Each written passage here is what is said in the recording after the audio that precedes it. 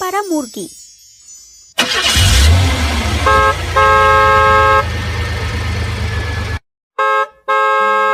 এইবারে সবগুলো মুরগি যদি বিক্রি করতে না পারি তাহলে পেটে আর ভাত পড়বে না। এইদিকে মুরগি বিক্রি নিয়ে চিন্তা, আর বাড়িতে গেলে বউয়ের ঘ্যান ঘ্যানানি, আর ভাল লাগে না, জীবনটা অতিষ্ঠ হয়ে গেল।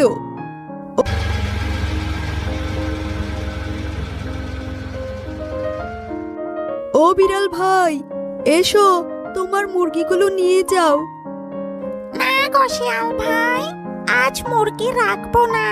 দেখছো না আগের গুলোই এখনো বিক্রি হয় নাই। এটা কি বলছো ভাই? তোমার আশায় মুরগি আনছি, আর তুমি বলছো মুরগি রাখবে না? আজ কপালে দুঃখ আছে, আজও না খেয়ে থাকতে হবে মনে হয়।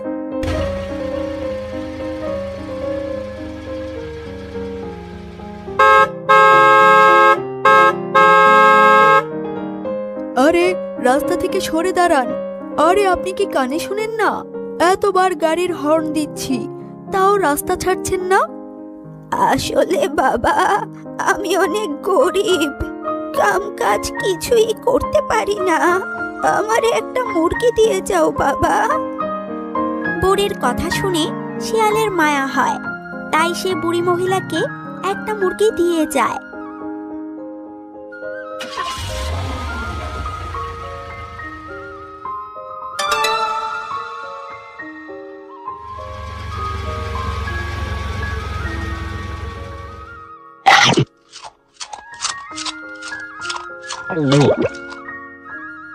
বাঘ মামা, আজ কয়টা মুরগি রাখবে? হ্যাঁ, আজকে 6টা দিয়ে যাও। মাত্র 6টা? আপনি না কাল বললেন আজ বেশি করে রাখবেন, তাই আজ বেশি মুরগি নিয়ে এসেছি।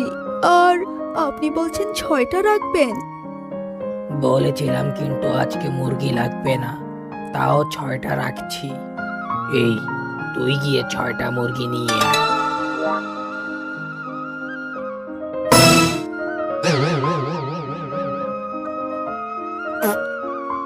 বাঘ মামা, এই দেখো, এটা কি?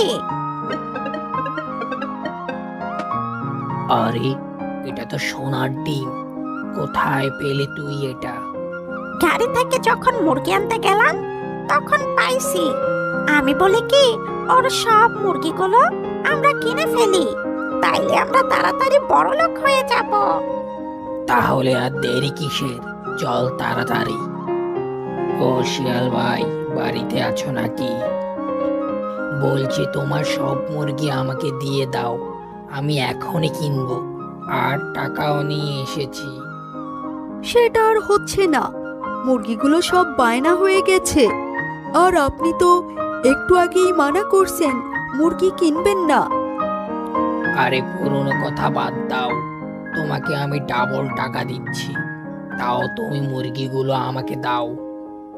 না, আমি উনারে কথা দিছি, আবার অগ্রিম টাকাও আনছি। আমি কারো সাথে বেইমানি করতে পারবো না। আরে এইভাবে বলছো কেন? তুমি আমাকে এই মুরগিগুলো দাও, টাকা তো ডাবল দিচ্ছি। এই টাকা দিয়ে তুমি কাল আমার জন্য আবার মুরগি কিনে নিয়ে এসো।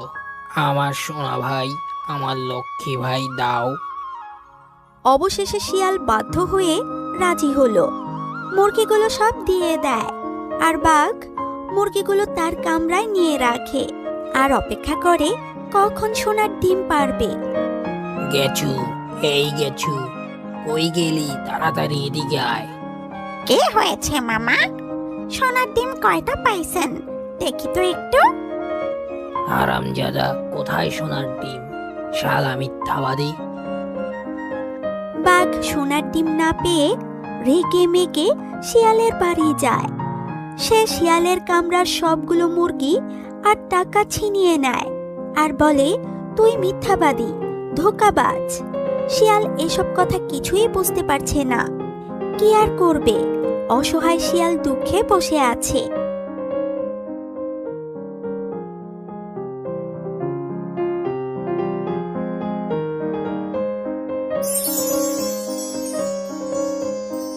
এ কি, আপনি তো সেই বুড়ি মহিলা। আপনি হঠাৎ পরি হলেন কিভাবে? হ্যাঁ, আমি পড়েই ছিলাম। আমি রূপ পরিবর্তন করে তোমায় পরীক্ষা করছিলাম। তুমি গরিব হলেও তোমার মন অনেক ভালো, তাই আমি তোমাকে পুরস্কার হিসেবে এই সোনার ডিম পাড়া মুরগিটা দিলাম। এরপর থেকে তার আর কোনো দুঃখ কষ্ট রইল না।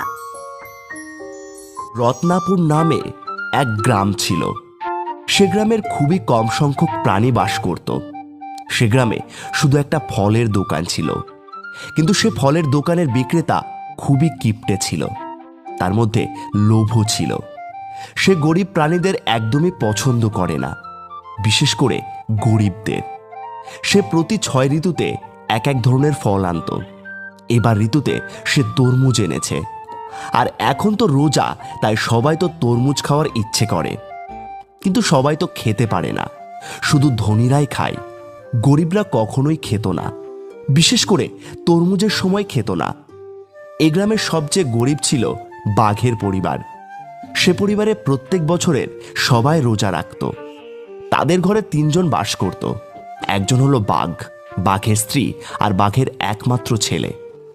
বাঘের ছেলে যেমন রোগা ছিল তেমনি চঞ্চল ছিল।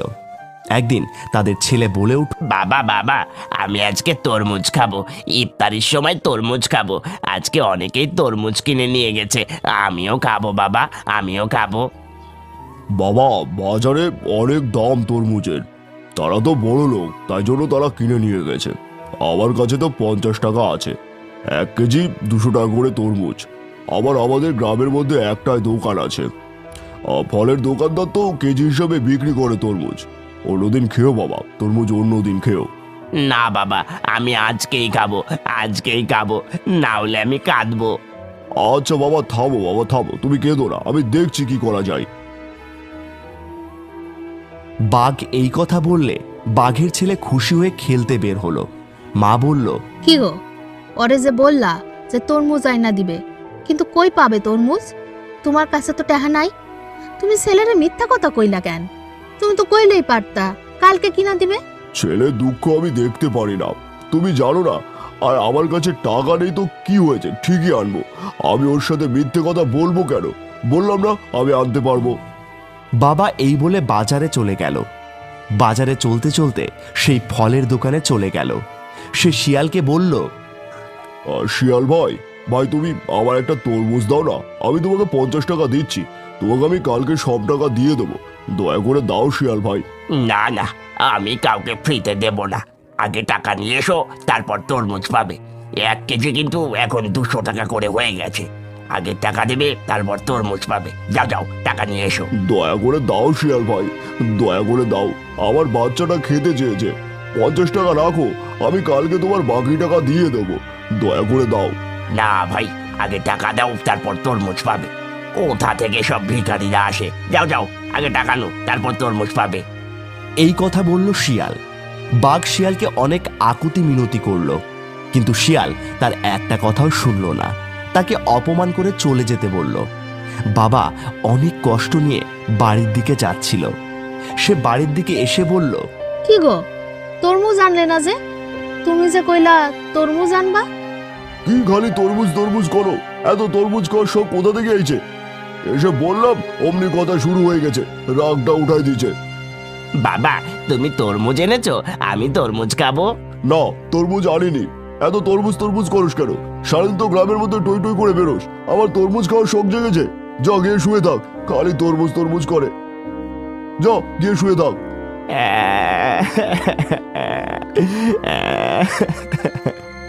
ছেলে বাবার কথা শুনে মন খারাপ করে চলে গেল। এরকমই করতো ওই ফল বিক্রেতা। তরমুজের সিজন আসলে গরিবরা খেতে পারত না। তরমুজ বাদে যে ফলগুলো আছে, যেমন আপেল, কমলা, লেবু আরও ইত্যাদি, এ ফল কেজি ছিল 50 করে। এর জন্য সবাই ফলগুলো খেতে পারত, কিন্তু তরমুজ খেতে পারত না। তরমুজ শুধুমাত্র বড়লোক পশুরাই খেতে পারত।